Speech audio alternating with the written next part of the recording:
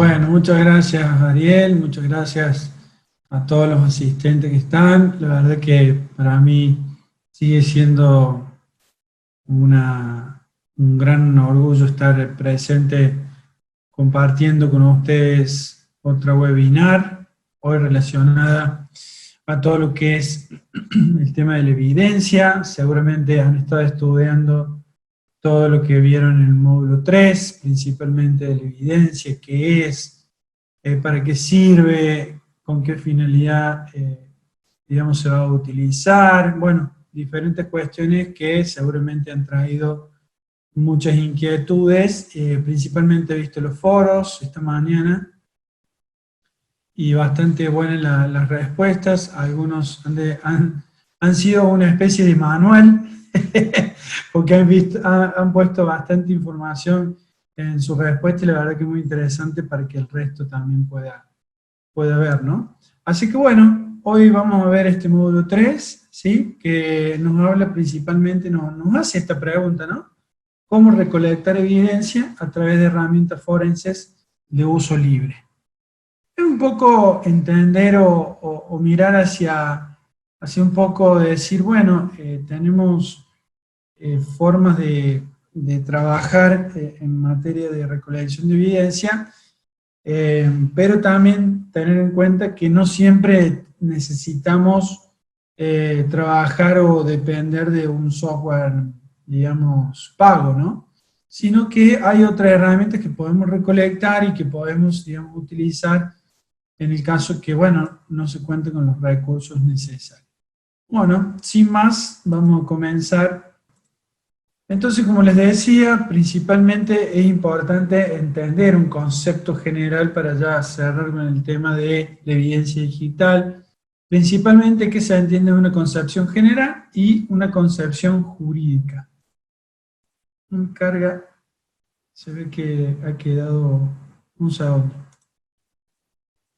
Bueno, una concepción, digamos, general y otra concepción jurídica, ¿no?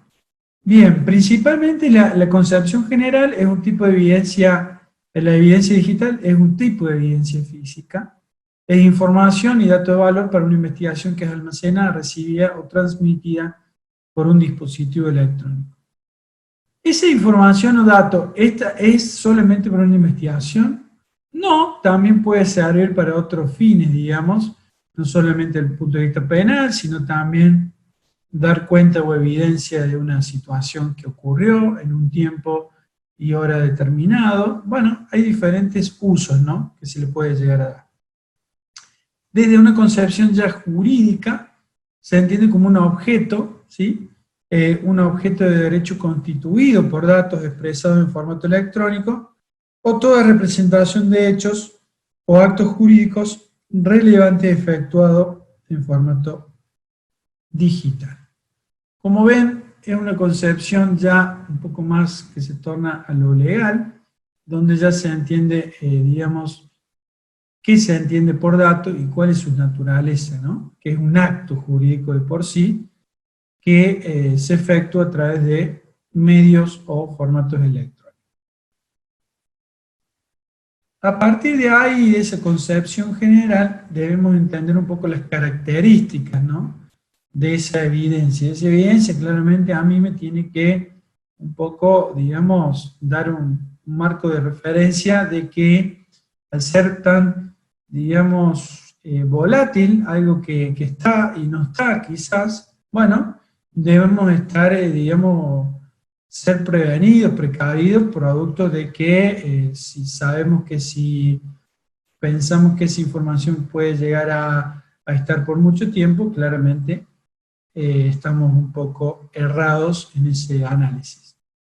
¿Por qué? Porque las características principales de todo esto es que es latente, está latente, como las huellas dactilares o pruebas de ADN, cruza las fronteras jurisdiccionales con rapidez y facilidad, es rápidamente pasible de ser alterada, dañada o destruida y puede ser sensible al tiempo. Si se fijan, nosotros, por ejemplo, en un caso en el que, vamos a poner un caso muy simple de un accidente de tránsito, donde hay unas lesiones culposas, hay un delito de por sí, bueno, digamos, la evidencia en ese caso va a ser física y nosotros vamos a poder ver, palpar, digamos, entender, pero ya desde un plano mucho más cerrado, acotado. ¿Por qué?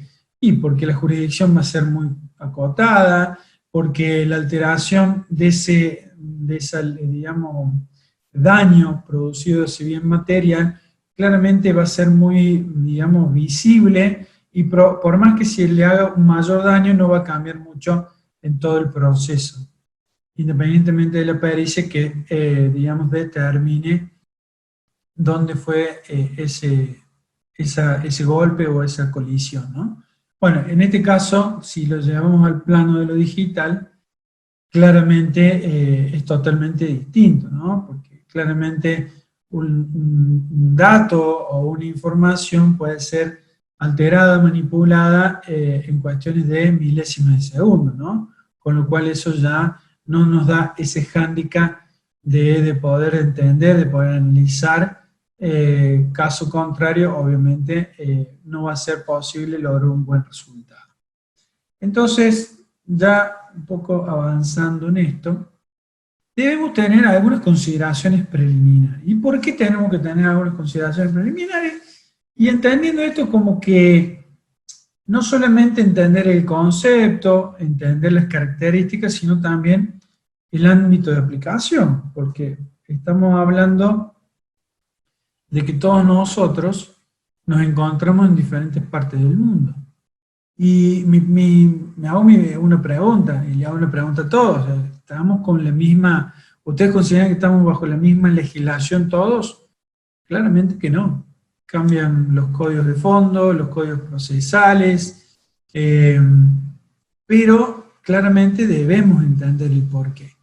Entonces, bajo este análisis, esa recopilación de información que da cuenta de cierta evidencia, obviamente debe resguardar ciertas garantías procesales y constitucionales, o sea, no afectar a la persona, o sea, extralimitar, digamos, las facultades con el objeto de obtener una prueba, pero claramente se afectaron otros derechos, ¿no? Entonces, debe ser claramente con este fin, resguardar esas garantías procesales y constitucionales.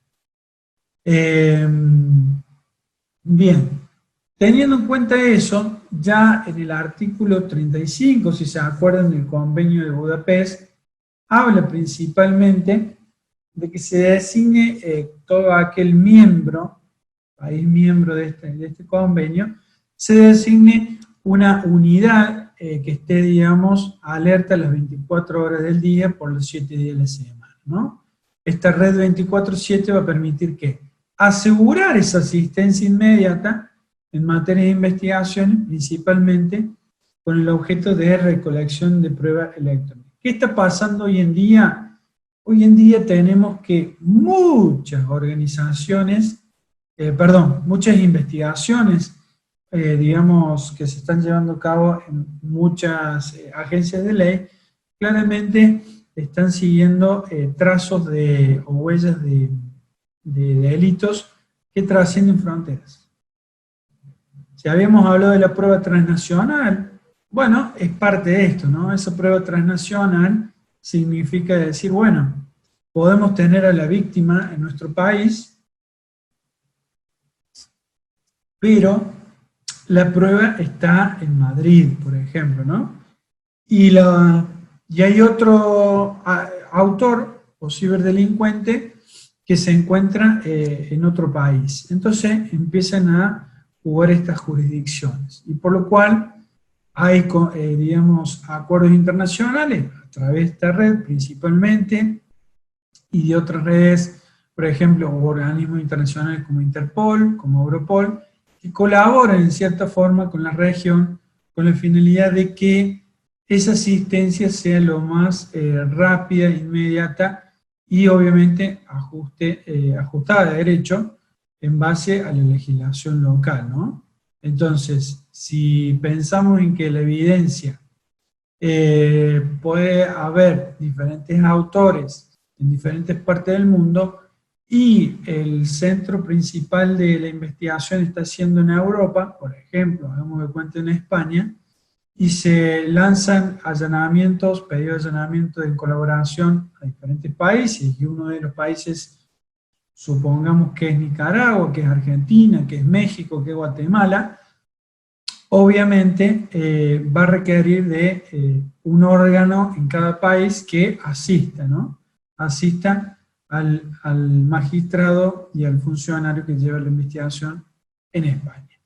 Entonces, si se ven, ¿por qué va a asistir? Y por qué la recolección de esa evidencia va a ser clave para continuar con el proceso. No solamente a nivel local, porque los autores pueden continuar en su país, la evidencia, digamos, va a servir para ser acusados en ese país, pero también va a reforzar y va a confirmar que el hecho originado en España claramente se utilizó en otros lugares en el mundo, ¿no? Y esa asistencia principalmente comprende no solamente al derecho y a la práctica interna, de facilitar. Esta facilitación hace también una ayuda, por ejemplo, aportación de consejos técnicos. ¿Por qué? Porque no es lo mismo recolectar evidencia en Estados Unidos que en Argentina, supongamos. No es lo mismo que a lo mejor en Estados Unidos es lícito recolectar evidencia sin orden del fiscal ni del juez y directamente la policía para saber la lista sábana de llamada de entrante y saliente del acusado con el cómplice, ¿sí? Que esa misma medida en Argentina, por ejemplo, se torne, digamos, no viable, producto de que sí o sí se requiere para obtener esa información que sea solicitada por el fiscal y, digamos, aprobada en cierta forma o avalada por el juez interviniente en la causa. Entonces, se fijan, en un lado va a ser lícito, en otro lado puede generar un efecto no viable o planteo de nulidad. Entonces, ¿cómo es esos procesos? Bueno, ese aporte es netamente consejo técnico, claramente, ¿no? Y después tenemos claramente todo lo que hace la conservación de datos. Como decíamos en los artículos 29 y 30, recolección de pruebas, que sería la aportación de información de carácter jurídico, localización de sospechosos. Ambos aspectos, dice, exigen una respuesta rápida. ¿Por qué? Y claramente, porque si sabemos que el dato está en un lugar determinado y mañana se va a, digamos, a transportar hacia otro lugar, claramente estamos perdiendo información muy valiosa para la investigación. Bueno, así sucede con todo, con lo cual estos mecanismos de colaboración internacional hoy por hoy están siendo demandados y utilizados. Bueno, otra de las funciones principales de esta red es prestar asesoramiento técnico, como habíamos dicho, en investigaciones, principalmente a jueces y fiscales, que están constantemente en trabajo para lograr ese resguardo, esa conservación de datos informáticos que, si volvemos al inicio, decíamos que son algo volátil. Pueden cambiarse en cuestiones de segundos. Bueno, modificarse. Entonces, alterarse. Entonces, muy importante. Por otro lado, la tramitación de esa solicitud internacional, ¿a través de qué digamos, organismo lo realizo?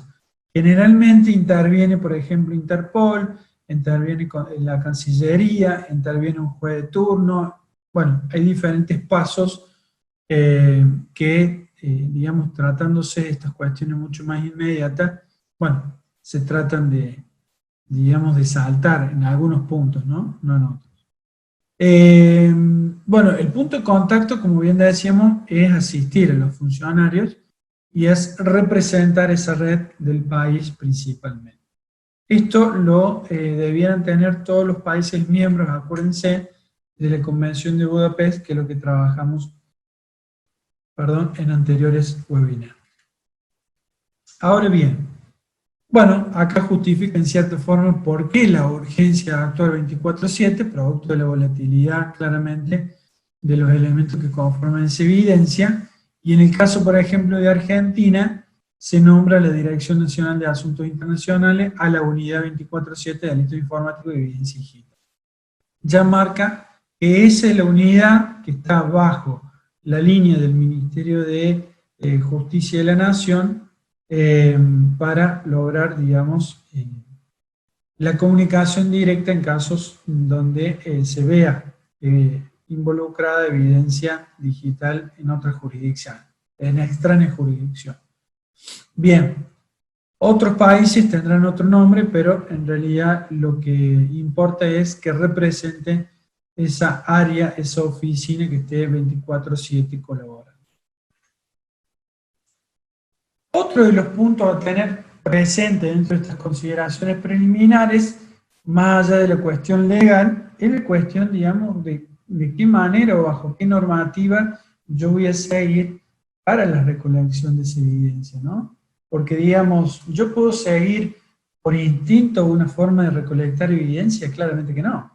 Yo debo seguir un cierto protocolo, ¿por qué? Y porque tengo de la mano lo que se le llama la cadena de custodia. Si yo no cumplo con la cadena de custodia, un claro ejemplo, y esto pasa en todos lados. Se presenta una denuncia, supuestamente hay unas capturas de pantalla, captura de pantalla de un WhatsApp. Entonces yo me pregunto si eso es válido para el proceso, porque yo puedo demostrar que en cuestiones de segundos puedo modificar ese archivo de comunicación de una persona en un WhatsApp. ¿Sí? Entonces, ¿qué sucede en ese caso? Claramente, no estoy cumpliendo con los requisitos mínimos de seguridad de la evidencia que determine que efectivamente la comunicación entre el acusado y la víctima ocurrió tal día y tal hora.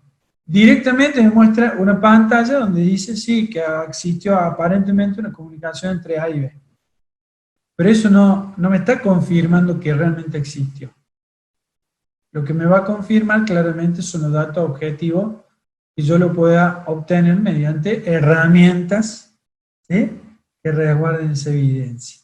Entonces, claramente esa norma ISO, en este caso la 27037, tiende a buscar garantizar en cierta forma ese proceso a los fines de poder decir que esa evidencia puede ser incorporada al proceso, producto de qué. Y principalmente de que se llevaron a cabo los procedimientos mínimos y necesarios para la recolección de esa evidencia. Ahora bien, ¿qué debe tener en cuenta? Principalmente relevancia, elementos que son pertinentes a esa situación que se analiza, porque no se va a obtener otra información que no es la que corresponde. Suficiencia, completitud, dice, las evidencias recolectadas y analizadas son las requeridas para sustentar el hallazgo y verificar las afirmaciones efectuadas. Claramente. Si yo digo que existió tal hecho, debo demostrarlo. Por ende, dentro del proceso de investigación, debo demostrar que existió efectivamente el hecho y que se encontraba tal persona realizando tal acción delito. ¿Sí? Y por otro lado, la confiabilidad, que es la la repetibilidad y la auditabilidad. Es decir, que si viene un tercero el día de mañana y genera o procesa o, digamos, quiere verificar que el mismo procedimiento que llevaron los peritos en su momento o el perito oficial, llegue al mismo resultado. Bueno, esto es exactamente lo mismo, ¿no? Que todo el proceso protocolizado que se lleve a cabo nos lleve siempre al mismo resultado. En este caso puntual, la norma ISO, la 27037, se la recomiendo, es una norma muy interesante, principalmente para dar una estandarización, por así decirlo, en cuanto a las organizaciones, ¿sí? Saber que no es lo mismo el personal que va al lugar del hecho para la identificación, para la recolección, para la adquisición, la preservación, que aquellos que analizan, ¿sí? Que analizan principalmente la evidencia, ¿sí? Aquello que se le dice la respuesta inmediata, el primero que llega es aquel que sabe que identificar y que no, ¿en base a qué? a la relevancia relacionada con el hecho investigado. Y por el otro lado, el especialista, que sería el analista, que sería el que analice esa evidencia principalmente a través de herramientas forenses. ¿Sí? Eso es algo clave, elemental. Obviamente esa norma está en inglés, pero es muy provechosa e importante para todos ustedes. Bien, siguiendo con este análisis, ok. ¿Cuáles son los escenarios que se pueden presentar? Bueno, claramente los escenarios pueden ser varios, principalmente porque esos escenarios,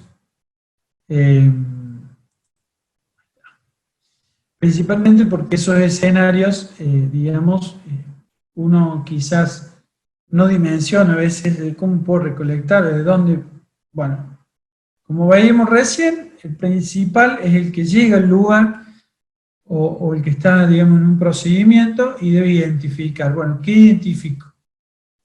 ¿Y qué dispositivo o qué plataforma me puede indicar principalmente información relevante o datos que realmente me ayuden a mí al proceso de investigación? Bueno, claro, el investigador digital Miguel va a ser, digamos, el analista principalmente, que puede cumplir el rol incluso posterior, que es no solamente el análisis forense, sino ya después seguir el proceso de investigación en base a ese análisis de evidencia. ¿Puede existir esa posibilidad? Por falta de recursos puede existir. Lo ideal es que no. Lo ideal es que se complementen las tareas entre el analista, el investigador, el que va al lugar del hecho. Ese sería el ideal. Ahora, puede existir que por falta de recursos, como es obvio en muchos de los lugares, pase que, bueno, el mismo investigador sea el analista y el que va al lugar del hecho, ¿no? Pasa muchísimo eso.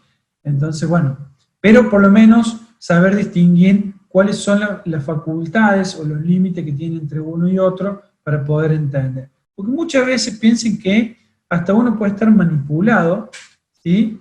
Manipulado en cierta forma por cierta información. No se olviden que el ser humano no es objetivo, al contrario, es subjetivo, con lo cual da una apreciación e interpretación en base a su parecer y su mapa referencial.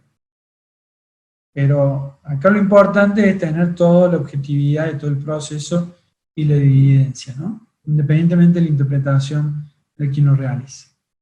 Bueno, entonces, como decíamos, esta parte de identificar escenarios claramente es muy importante porque nos va dejando plasmado en qué lugares. Si, imagínense, llegamos al lugar del hecho, hay un caso relacionado, supónganse, a un caso de ransomware, llegamos al lugar digamos, del hecho, hemos dado supuestamente con el autor y vemos que hay una BlackBerry que está en desuso, que está sin batería. ¿Eso lo secuestraría o lo analizaría? Bueno, ahí está digamos, la preparación del analista, en principal, digamos, el que va en el primer contacto, por así decirlo, para entender y saber la relevancia de ese dispositivo. ¿Es o no relevante para el procedimiento? Claramente que ese dispositivo seguramente no va a ser relevante porque si hablamos de un caso de ransomware, voy a necesitar toda una preparación del ambiente a través de máquinas virtuales, entre otros elementos, como para poder realizar el ataque, ¿sí? Lo puede hacer él, puede alquilar, digamos, malware dirigido para hacer ransomware. Bueno, hay diferentes maneras de poder realizar este tipo de técnicas. Pero digo, es saber buscar la relevancia. Ahora, si vemos una máquina de escritorio donde está prendida, donde sabemos que está, bueno, ahí directamente enfocamos la atención, ¿no? Bien, eso sería un poco en general los diferentes escenarios. Imagínense otro cuadro, en el caso que estamos hablando de un ransomware y vemos un Smart TV y está conectado a una consola de juego. ¿Sería relevante en ese caso? Si sabemos que el ransomware fue dirigido a través de un correo electrónico. Y capaz que no. Entonces la relevancia ahí pasa a un segundo plano. ¿Me explico? Imagínense una heladera conectada a internet. Le iba a poner el ejemplo, pero al final no lo puse. Una heladera. Hoy por hoy tenemos el internet de las cosas donde está conectada a internet. Entonces debemos analizar una heladera. ¿Pero es relevante en ese caso la heladera? No. Ahora le voy a poner un caso de ejemplo. Hubo una investigación en Estados Unidos, principalmente, no recuerdo bien el nombre del caso, pero fue principalmente un asesinato y habían utilizado, y en el domicilio de la víctima existía una vacuum, una aspiradora de estas inteligentes. Entonces, obviamente se produce todo el acto delictivo y la aspiradora, sí, no es aspiradora, el vacuum, empezó principalmente a recorrer los lugares que generalmente lo hacía, dentro de la casa, y principalmente recorrió el lugar, digamos, de todo el costado del cuerpo. Bueno, en ese caso, ¿qué se buscaba principalmente? Se buscaba determinar efectivamente la fecha precisa, o sea, la hora precisa en que ya había ocurrido la muerte. ¿Por qué? Porque el informe de la autopsia estaba dando un resultado que no entraba digamos, dentro de la información obtenida en la investigación con otras fuentes, digamos. Entonces necesitaban precisar efectivamente, y es lo que se había logrado. ¿Por qué? Porque la vacuum había comenzado ese proceso posterior a la muerte, digamos, de la víctima. Con lo cual eso generó claramente un resultado sumamente interesante. ¿Por qué? Porque había quedado grabado en el dispositivo, una memoria, tiene una memoria obviamente muy chica, pero había quedado precisamente la fecha y la hora que había comenzado el recorrido y había hecho el proceso. ¿Sí? Entonces había determinado entre qué hora y qué hora aproximadamente había ocurrido el hecho. Entonces fíjense cómo un elemento, un dispositivo que parece tan, digamos, inocente, puede llegar a colaborar o ayudar en la investigación, ¿no? Estamos hablando de una aspiradora, digamos que quizá lo vemos y decimos, no es importante. No, veamos si no es importante. Otro de los casos que se ha dado, por ejemplo, me acuerdo de una investigación que sabíamos que se estaban haciendo fraude. Y sabemos que estaban haciendo fraude de un departamento, pero no sabemos cuál departamento, porque las conexiones iban variando. Bueno, se empezó a hacer todo un proceso, un procedimiento, y se pudo determinar en base, tuvimos que hacer toda una técnica específica y llegar, digamos, a un router, y sobre ese router ver digamos, los dispositivos que se conectaban, y recién ahí pudimos identificar, digamos, dos dispositivos que siempre estaban conectados en determinada hora, que coincidían con los horarios donde se cometían, digamos, digamos el fraude, por así decirlo. Bueno, se logró claramente obtener esa información, y eso valió. Ahora, la pregunta es, si nosotros estamos investigando un fraude, ¿es importante saber, por ejemplo, el router? Bueno, hay que ver. Por eso, es muy importante tener ese ojo clínico, por así decirlo, para poder identificar la relevancia. ¿Por qué digo esto? Porque muchas veces sucede que en la mayoría de los casos tienen la mala costumbre, pero hablo de la mala costumbre porque no es digamos, una técnica bien utilizada, de secuestrar todo tipo de dispositivos, todo. ¿Y eso qué hace? Cuando entramos a generar un secuestro pueden ser al principio 2 dispositivos, pero pueden ser 10, pueden ser un montón, Imagínense eso, después llevarlo al laboratorio y analizar cada uno de los dispositivos. Yo le hago la pregunta a ustedes, ¿en qué tiempo lo van a poder hacer? Porque ¿saben cuántas causas hay atrás? Hay 50 más. Y si nosotros aplicamos esa metodología, claramente, les puedo decir, en una semana no van a tener manera de trabajar. Van a colapsar. Entonces, ese es uno de los puntos a tener presente, ¿no? Bien, continuando con todo el detalle de lo que venimos mencionando, vamos a ver qué vamos a buscar. Bueno, el qué vamos a buscar, claramente en esa recolección me va a determinar si pueden ser dispositivos como computadora, imagen, información, servidores, proveedores de servicios de internet, entre otras cosas, ¿no? Bueno, esos son diferentes tipos de puntos que puede haber un montón más, simplemente lo puse como para hacer mención de algunos. Bueno, vamos ya digamos, a ver herramientas que también son importantes a considerar. Por ejemplo, en el caso de un documento, si yo obtengo un documento, no tengo herramientas, digamos, para realizar, digamos, para utilizar, pero yo quiero dejar constancia de que tal imagen, digamos, digamos, no va a ser alterada, o por lo menos no ha sido alterada en este periodo de tiempo, ¿no? Bueno, en ese caso, gracias, Ariel, un gusto como siempre.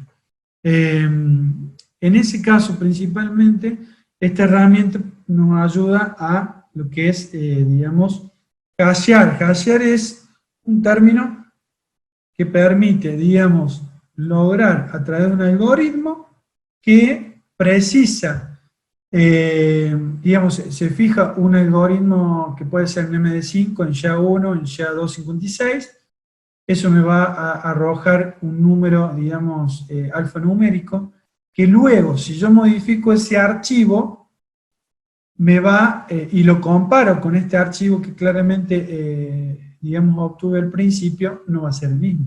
¿Por qué? Porque fue alterado. ¿Qué significa esa alteración? A lo mejor en ese documento yo le puse, en vez de una coma, un punto. Eso ya me modificó todo. Entonces, lo importante de esto es que si yo quiero dejar constancia de que ese documento existió en este momento, se hace un proceso de hasheo, que es digamos, la ventanita que ven a la mano izquierda de su pantalla, donde ahí generan ustedes un número alfanumérico para decir que ese número fue extraído tal día y tal hora. Ahora, si yo mañana se lo mando a Ariel, y él me lo manda supuestamente igual, pero yo cuando genero ese hash me tira otro número, claramente Ariel en algún momento ha modificado ese archivo, ¿sí? Entonces es importante considerar esto y es un recurso totalmente gratuito que existe en Internet. Ahí tienen dos plataformas, una es onlinemd5.com, sino la otra que yo les sugiero, que es un programita que se baja, HashMyFiles. Hay un montón de estos son simplemente sugerencias, con eso también lo pueden utilizar. ¿Cómo influyen las herramientas en juicios penales? Bueno, es muy interesante tu pregunta, Cisne, y te lo voy a responder en breve. Si no, así adelanto algunas filminas. Exacto, ya te voy a responder todo desde el punto de vista legal. Un segundo. Bien, otra de las herramientas que tenemos es para buscar información relacionada a una página. Por ejemplo, en este caso tenemos Roptex, que me va a tirar toda la información relacionada a esa página. Por ejemplo, en este caso busqué información relacionada a SEABAR. Bien.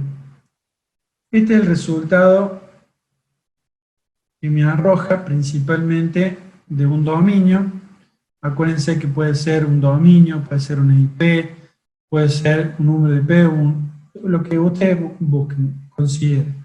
Acá me va a tirar toda la información. Fíjense que el IP que se maneja ese dominio es el 160. Fíjese toda la información que me arroja, como por ejemplo los servidores de dominio. Yo ahí ya puedo saber qué tipo de servicio de correo utiliza. Esto es lo que hace un atacante. Bueno, de la misma manera yo tengo que dejar evidenciado información claramente para poder, digamos, incorporar el proceso. Bueno, no me carga el resto, pero es mucha información que me tira, digamos, ese tipo de herramientas. Otra de las herramientas que existen, digamos, bueno, esta herramienta que está aquí, start.me, ahí tiene herramientas de, por ejemplo, por el caso del ciberterrorismo. Por ejemplo, estamos haciendo una investigación y estamos buscando relacionado a cierta temática. Bueno, podemos buscar en base a lo que es terrorismo financiero, pueden ser en base a compañías, criptomonedas. Bueno, hay diferentes tipos de herramientas para hacer recolección, ¿sí? Puntualmente, eso me ayuda para hacer todo lo que hace a recolección de evidencia, principalmente. Luego, una cabecera de correo. Fíjense, algo muy simple, pero también importante. Fíjense, en mano izquierda tienen un correo, que es un correo, un ejemplo que yo generé. Ese correo en un Gmail, por ejemplo, hace un botón derecho, ponen mostrar original, en este caso está en inglés, show original, y vamos a la segunda instancia, y ya me muestra el mensaje original. Esto es la cabecera, que me va a determinar a mí información clave de dónde viene, de qué, digamos, servidor, por qué servidor pasó, por dónde vino, qué fecha, qué hora, toda información, digamos, importante y relevante, ¿no? Ahora bien, sobre esa información yo puedo utilizar alguna herramienta, ¿sí? Forense, ya por ejemplo como esta, como toolbox.googleapps.com, entonces ya puedo, digamos, relevar información relacionada a leer esa cabecera. Por ejemplo, en el caso que tengo un PST, ¿cuáles son los PST? Los puntos PST son archivos, digamos, que, por ejemplo, OULU, cuando yo tengo una cierta cantidad de correo, cuando yo lo guardo en un punto PST. Entonces yo, para lograr recolectar información, digamos, de ese punto PST, lo que tengo que hacer, ahí se me está cargando, un segundo, por ejemplo, yo puedo usar esta herramienta muy simple, una herramienta, digamos, gratuita, que me va a permitir, si yo levanto un archivo, me va a permitir, PST, me va a permitir ver todos los mensajes de texto, acá. Todos, digamos, los mensajes de mail, perdón, los correos. Entonces yo lo puedo ver en X, puedo ver las propiedades, puedo ver el header, o sea, el encabezado, que sería lo mismo que ustedes están viendo acá. ¿Sí? Toda la información. Entonces, esta herramienta, por ejemplo, es muy utilizada para ver el MIME, para ver el HTML, o sea, o los attachments, o sea, son los archivos adjuntos. Toda esa información claramente me permiten, digamos, recolectar información que no está visible, ¿no? Entonces, de esa manera logro obtener, digamos, información válida para el proceso. Recuerden que ya les voy a ir contestando las respuestas a las preguntas, perdón, pero un segundo que quiero ir, me quedan 5 para las preguntas. Otra de las herramientas que tenemos, que es freetca.org, esto es una herramienta que sería sellado de tiempo. El sellado de tiempo es muy importante para determinar que tal fecha, tal hora, en tal lugar ocurrió tal cosa. Se utiliza mucho en el campo de la informática, hay muchas herramientas forenses, principalmente esta, para aquellos que no la conozcan o no tengan los recursos para obtener otra. Esta es una herramienta que me va a permitir, por ejemplo, vamos a mostrar acá, por ejemplo, vamos a ver.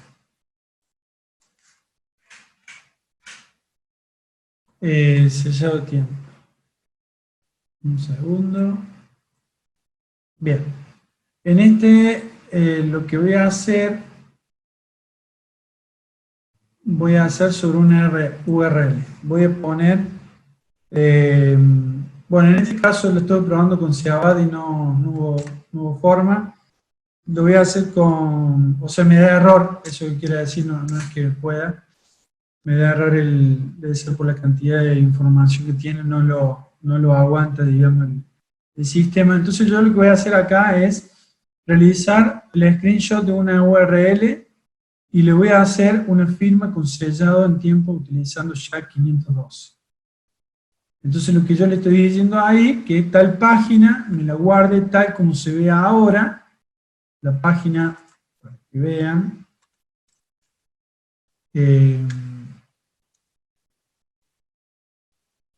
es HTTPS. Bien, la página es esta, ¿sí? Esta es la página. Entonces yo dije, bueno, hubo un acceso indebido, yo necesito confirmar que esa, tal como se encuentra así, y no tengo un escribano a lo mejor, no lo tengo, o no lo puedo pagar tampoco, no sé, una situación X. Bueno, me voy a esta página, y pongo URL screenshot. Lo que va a hacer es tomar, ahora lo vamos a hacer para que lo vean, este es el resultado, pero lo voy a hacer para que lo vean. Pongo URL screenshot, y lo que va a tomarse son 25 segundos aproximadamente para levantar toda esa página y dar cuenta de que existe, de que tiene todas las características que muestra, imágenes, etcétera, etcétera, etcétera. Ahora vamos a esperar unos segundos para ver el resultado. Y el resultado que me va a tirar es el siguiente. Bueno, está demorando un poquito, pero quiero mostrarle cómo es el... Ahí está.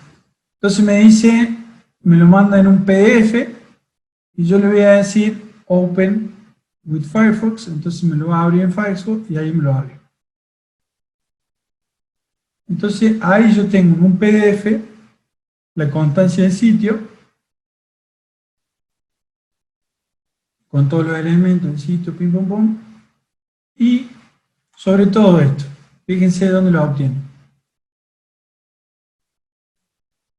Lo está tomando de, digamos, el dominio, me está tomando la IP, el cliente me está tomando los elementos necesarios para yo poder trabajar posteriormente. ¿Sí? Entonces ya con eso, hasta incluso le puedo hacer un hash a ese PDF para confirmar la fecha exacta. Bien. Entonces, si se puede ver, son herramientas que permiten ayudar un poco a, digamos, dar cuenta o evidencia o relevancia de esa información. Después tenemos sobre imágenes. Esta es otra herramienta que es imgops.com. También pueden ingresar. Es una herramienta que, por ejemplo, en el caso este, yo puse un módulo 3 que corresponde a Seabad, y me tira todas las operaciones que yo puedo realizar. Puedo realizar ingeniería inversa, que sería, digamos, buscar todos los sitios que tengan relación con esa imagen, en Google, en Bing, en TNA, en Reddit, en todos los buscadores especializados. Puedo utilizar edición, puedo utilizar el host, o sea, todo tipo de información que es importante como evidencia para el proceso, ¿no? Porque a lo mejor, ya vamos a ver en un caso, información relacionada a la metadata es muy importante. Bueno, este es otro relacionado ya a cámaras. Esto pueden entrar en www.skylinewebcams.com. Principalmente, por razones de tiempo no puedo ingresar porque tengo otras filminas, pero ingresen, puedo recolectar información y después puedo utilizar la herramienta que les mostré recién para que haga captura principalmente en el momento que nosotros consideramos. Esta es otra herramienta, Foca, no sé si lo han escuchado nombrar. Esta herramienta principalmente, que sería esta, me permite ver, digamos, además de otra función, la metadata. Entonces, si yo incorporo, denme un segundo, si yo incorporo una imagen acá, y yo le digo extraer toda la metadata, ahí me va a tirar información. Bueno, en este caso no me tira nada de información, porque está limpia la imagen, pero me puede tirar información relevante. Igualmente, esto lo vamos a repetir en el módulo 4, donde van a poder ver evidencia de una imagen. En este caso, esta imagen no tiene claramente nada de información. Esto también lo podemos hacer, inclusive, con un... perdón, acá tenemos información. Solamente tengo esta información, nada más. En este caso podemos, vamos a limpiar esto, y podemos buscar sobre un archivo, supongamos. Entonces yo puedo, digamos, extraer toda la data, y la información que me va a tirar de ese archivo, fíjense, ya me tira quién es el username, ¿sí? Fíjense, digamos, los folders, las carpetas que tengo, digamos, en ese archivo, cuándo fue creado, cuándo fue bajado, digamos, el tamaño, o sea, cuándo fue creado, modificado. Fíjense, toda la información que me tira solamente con un archivo, ¿no? Y eso es también una herramienta sumamente efectiva. Bien, continuamos rápidamente. Bueno, autopsia es para ya análisis de imagen forense. No me pongo ahora a mostrar porque no vamos a llegar y don Ariel me va a retar, pero principalmente esta herramienta lo que hace es atraer una imagen forense. ¿Qué es una imagen forense? Es realizar una réplica, ¿sí? Una réplica bit a bit de todo lo que hay en un dispositivo. Obviamente que se utilizan herramientas, digamos, para hacer todo lo que es un proceso de encriptación y transferencia de datos seguro, ¿sí? A través de utilización de diferentes dispositivos. Entonces, de esa manera, ¿qué hago? Una vez que ya tengo la imagen forense, ya voy a poder ver qué hay en ese dispositivo ya solamente a través de un archivo. Ese archivo lo abro a través de este programa y empiezo a ver toda la información relevante que tiene ese archivo y que me interesa para analizar. Que pueden ser, por ejemplo, acá tienen archivos de sistema, pueden ser archivos, digamos, borrados, hay WhatsApp, hay un montón de información que yo puedo relevar a través de ese programa. Y gratuito. Bueno, este es el ejemplo que habíamos dado anteriormente y gracias totales, perdón que quiero llegar a las preguntas porque los voy a dejar ahí. Sí, muchísimas gracias, Luciano. Excelente presentación, sobre todo la parte de las herramientas, ¿verdad? Ya tenés un debate en el chat completamente. Sí, los participantes están ya ardidos. No, ahí dando sus comentarios, ¿verdad? Cada quien desde su experiencia y las herramientas que ellos ya conocen, y pues ahí está para que saquemos algunas dudas. Los invito a formular sus preguntas tanto por micrófono o por el chat. Pues. Si te fijas, ahí tenemos bastante a... Sí, ahí voy leyendo un poco, dice Cine, sí, cómo influyen las herramientas gratuitas. En los juicios penales. Es una buena respuesta la que le da Wilson, porque no depende, digamos si es gratuito o no gratuito. Antes se hacía ese planteo, pero después, en el correr del tiempo, se ha determinado que por más que sea gratuita, y sigue un cierto protocolo de relevamiento, obviamente lograría el mismo resultado tranquilamente. Así que en ese sentido no hay ningún tipo de problema en ese tipo. Recuerden que en la mayoría de los casos son herramientas forenses, ¿sí? Correcto, por ahí de una levantando la mano Kevin. Déjame, vamos a darle paso a Kevin. Por favor, Kevin, te estoy abriendo el micrófono, tienes la palabra. Gracias, mi estimado. Bien. Luciano, como siempre, un gusto escucharte. Estimado, yo tengo una duda en lo que es el hash. Tú nos decías que teníamos que hashearlo en MD5 y demás cuestiones. No hace mucho, bueno, ya que un buen tiempo, hablaron del tema de colisión de hashes, en el cual dos entradas podían arrojar el mismo hash y tenían dos archivos totalmente diferentes. Y esa es la parte que quisiera consultarte. ¿En qué tipo de hasheado es lo que ocurre, lo que se llama colisión de hash?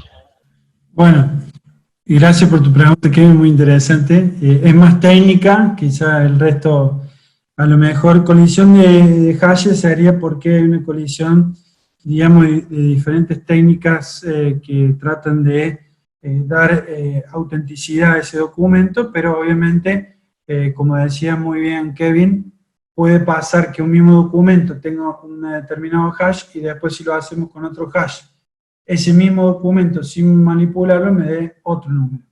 Lo importante ahí es determinar, digamos, la fecha en el tiempo, ¿sí?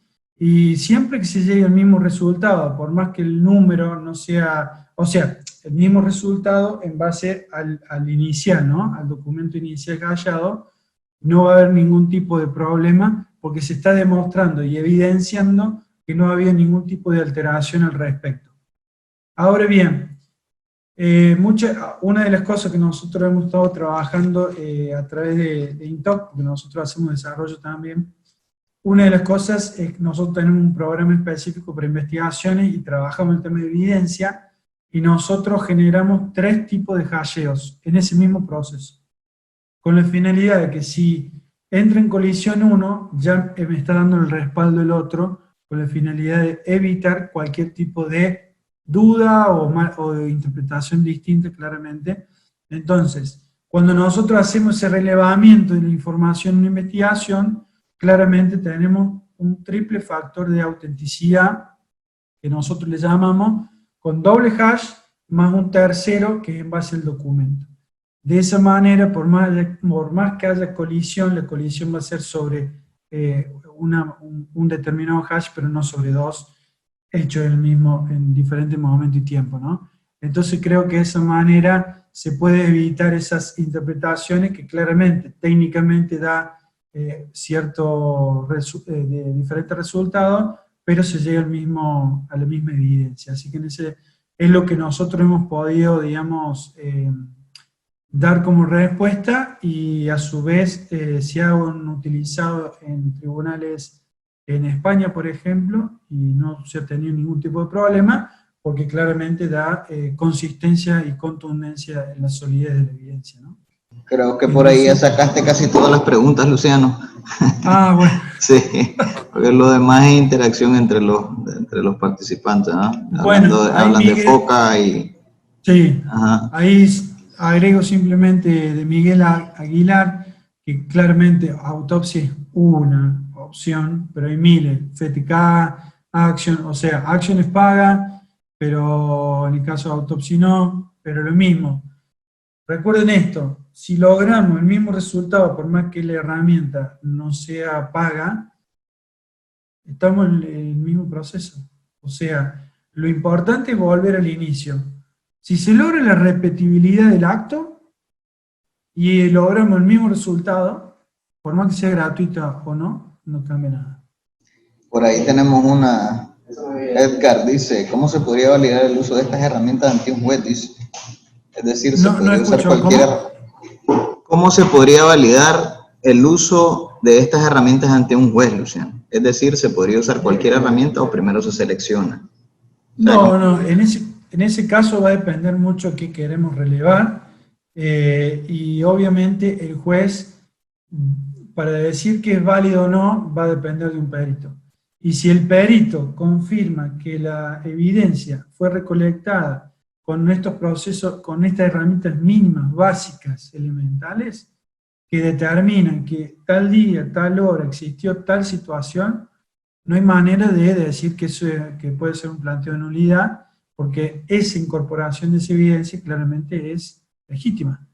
Ahora, si ustedes me dicen que lo hicieron manipulando algún archivo y luego hicieron el hasheo, obviamente que si nosotros, como juez, ordeno el secuestro del dispositivo y confirmo a través de la evidencia del análisis oficial, que el perito oficial me dice que sí, está bien el hash efectuado a tal hora, pero previo a esa hora fue manipulada esa evidencia y se confirma con tal análisis. Obviamente, ahí sí la prueba es declarada nula.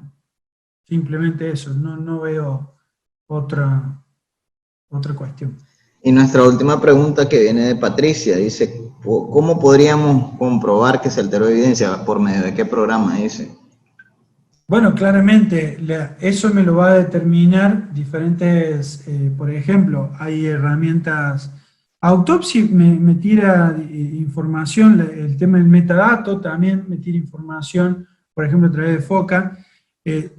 Hay un montón, dependiendo obviamente del tipo de evidencia, pero hay muchas herramientas que me pueden determinar. Yo me acuerdo, por ejemplo, había una foto de un hecho principal de un homicidio, y me la pidieron para que la analice, y bueno, se utilizó la herramienta con FOCA y utilizamos otra más. Y en el caso de FOCA nos tiró específicamente que ese documento, que era una fotografía nada más, había sido alterado. Y entonces la fecha original principalmente no había sido la que, digamos, decía ser. Muchas de las veces, por ejemplo, con el tema de los mensajes de WhatsApp, digamos, utilizando herramientas podemos ver el ID de ese mensaje. Cada mensaje tiene un ID. Entonces, si podemos rescatar ese ID de mensaje, podemos determinar esa cadena, porque dice muchas veces, se repitió un audio y pasó por 50.000 pará, pero hay elementos que me permiten poder llegar. Bueno, hay un montón de herramientas que se pueden utilizar para obtener, para confirmar que hay veces que es legítimo, otras veces que no. Bueno, Luciano, no me queda más que agradecerte, excelente tu presentación, e invitarlos a todos, ¿verdad?, a seguir participando en los foros y seguir estudiando este interesantísimo tema. Muchísimas gracias. Muchas gracias a todos, la verdad que hemos hecho tiempo récord, pero bueno, si requieren ahí en el foro podemos seguir, pero lo importante es que todos puedan seguir aprendiendo. Así que, Ariel, espero haber... Excelente, Luciano, muchísimas gracias, ¿verdad?, por todo, excelente presentación. Solo te recuerdo que me envíes la PPT para subirla a la plataforma, ahora para que los que no han logrado atender la webinar en vivo, pues logren acceder al material y estudiar y aprender. No me queda más que agradecer a todos, gracias por su presencia, ¿verdad? Y nos vemos en la próxima webinar. Gracias, Luciano. Saludos. Nos vemos la semana que viene. Chao, chao.